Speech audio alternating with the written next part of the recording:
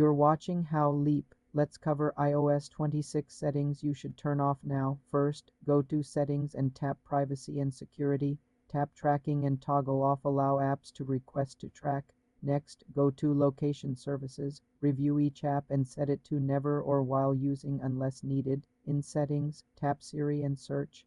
Turn off Listen for Hey Siri if you don't use it.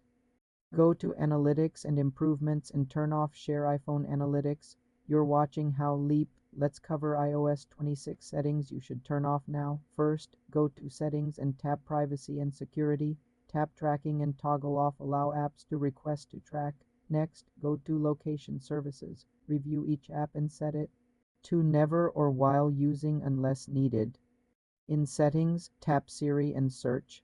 Turn off Listen for Hey Siri if you don't use it. Go to Analytics and Improvements and turn off Share iPhone Analytics. Also in Settings, tap Mail, then Privacy Protection and enable Protect Mail Activity. For more simple tech tutorials, subscribe to the channel.